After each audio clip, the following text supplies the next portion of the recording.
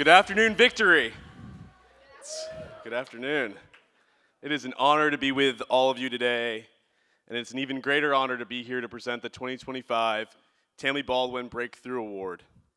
In 2021, I was fortunate to receive this award myself after being elected as the first openly gay speaker in Maine's history.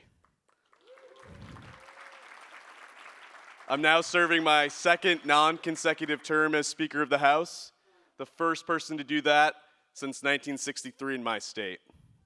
And I'm thrilled to be here to present the award to Councilmember Shontel Lewis from the great city of Denver. The Tammy Baldwin Breakthrough Award is given each year to a rising star who sees to it that we realize the words in our nation's Pledge of Allegiance: and justice for all. And justice for all. A promise to each other. And like any promise, it means nothing if it is not kept. And Councilmember Lewis, like each of you here in this room, is a keeper of that promise. She has dedicated her career to fighting for the LGBTQ plus community, and she knows that local and state leaders are on the front lines for our democracy, fighting for our rights, and in President Biden's words, fighting for the soul of our nation. And she is getting shit done. Because let's be honest, our states, cities, and towns are where good shit is getting done. States and cities and towns are where we are showing Americans how we build housing people can actually afford. Where we bolster the workforce behind our workforce, childcare workers, who would otherwise be earning poverty wages. Where we strengthen and invest in our young people by standing by public educators who undoubtedly deserve to earn more annually than frickin' Elon Musk.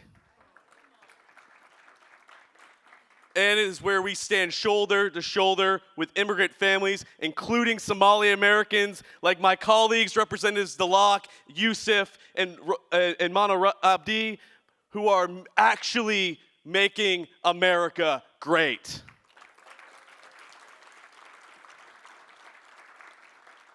Listen, leading during uncertain times can test our resolve, but showing up, fighting the fight, is more critical now than ever before. Representation is indeed power. And Councilmember Lewis, she has the power, and she's using it to advocate for her community, channeling her lived experience as a Black queer mom into results for young people, for marginalized families, for folks across the city of Denver. She's bringing affordable housing to people who need it, helping people experiencing homelessness become permanently housed, and she's improving health and education outcomes for her fellow citizens. Among her many accomplishments, Councilmember Lewis has fought hard to advocate for public transportation improvements, including support for frontline workers who provide those very services. And I know she will continue to bring her lens of justice to bear, fighting the fight, and getting shit done. And for all these reasons, she is this year's Tammy Baldwin Breakthrough Award recipient. I am privileged to be the first to congratulate her. Councilmember Lewis, we are so proud of you. We look forward to seeing all the work you're going to do moving forward, and you inspire us every day. Senator Baldwin, who the award is named after, was with us on Thursday at the Elected Officials Summit. Unfortunately could not be here today. However, there is a video message that I want to play, so we'll turn our attention to the screen. Hello, Senator Tammy Baldwin here. I am so humbled to know that every year the Victory Institute honors an up-and-coming LGBTQ elected official with the Tammy Baldwin Breakthrough Award. I never ran to be the first of anything. I never ran to make history. I ran to make a difference in people's lives. But I also never shied away from who I am or what I know to be right.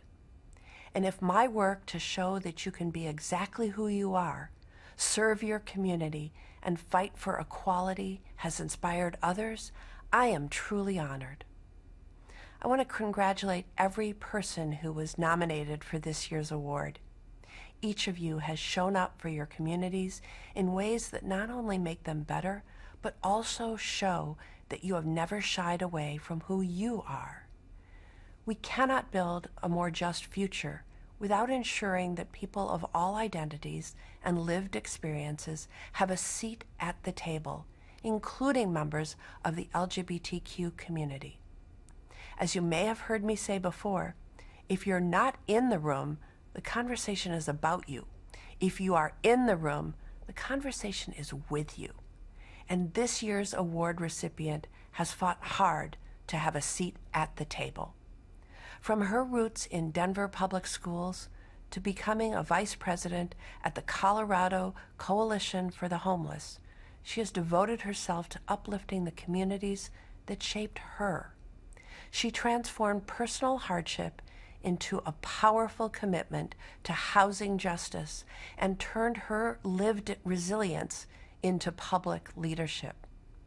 Without further ado, I am excited to present the 2025 winner of the Tammy Baldwin Breakthrough Award to Denver City Councilmember Shontel Lewis.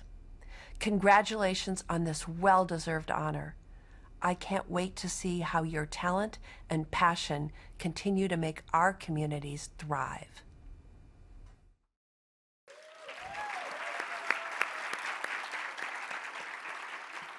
Victory, let's give a warm welcome to Councilmember Shontel Lewis.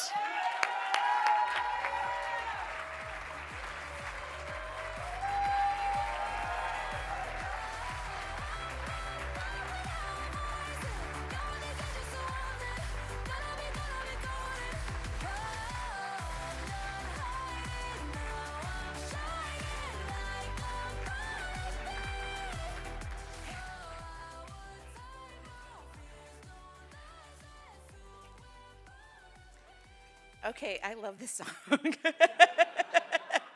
I have a 4-year-old, and he and I watch this movie at least once a week, and so I can't wait to let him know that I got to come out to his favorite song.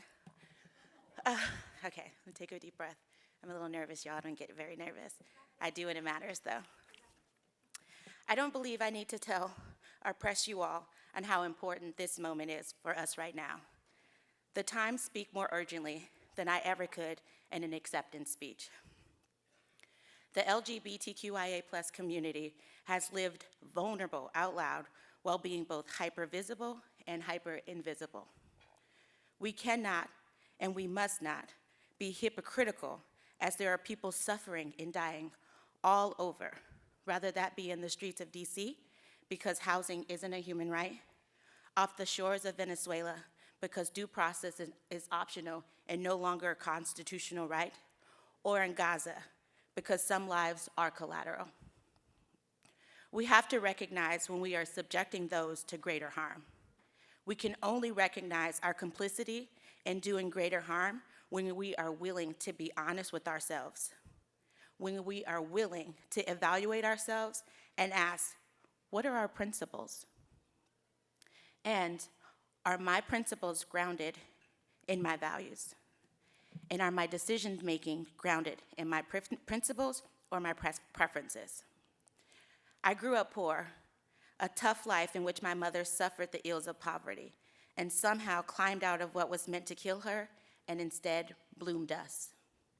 I learned early what injustice looked like and fought early to unwind it in our lives. I learned as a child what a thin line existed between being oppressed and becoming the oppressor. And we, as queer folks, as trans folks, as non-binary folks, cannot fall into the traps of our oppressors. If there was a time to be silent, today is not that day, nor tomorrow, nor ever. We are watching our democracy crumble.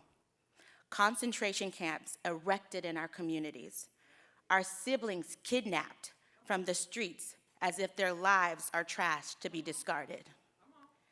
When we ignore the suffering of anyone, we ignore the suffering of everyone.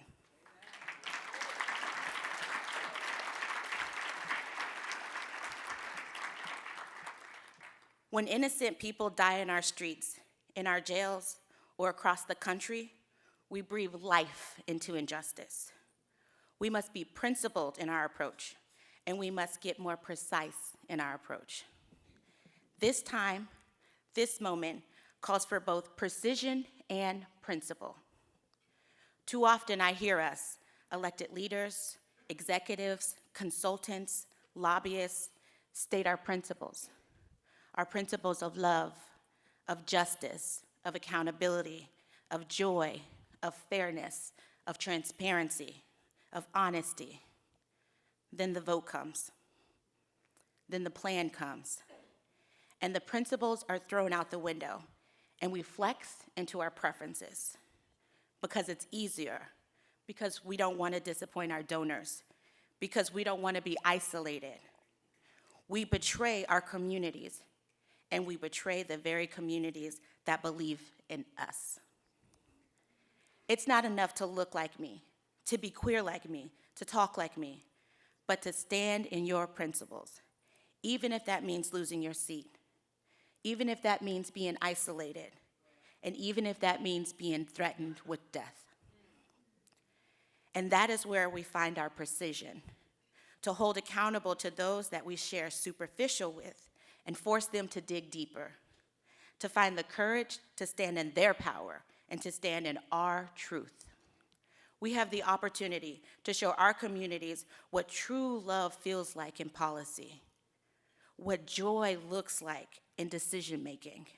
We have the opportunity to center those most systemically impacted, to center those that are most oppressed in our communities.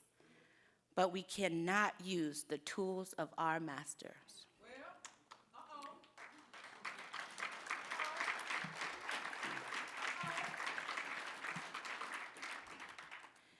We cannot use the tools of our masters. If we want to create the world that we deserve and dream, we must choose different. And that starts with each of you, to proclaim your principle, to find your precision, to stand in your power. I'm humbled for this incredible honor to be named the recipient of the Tammy Baldwin Breakthrough Award, after a trailblazer who showed us that being proudly out in office is not just possible, but powerful, means more than I can say. So fight. Don't fold under the pressure of this moment, under the pressure of this regime.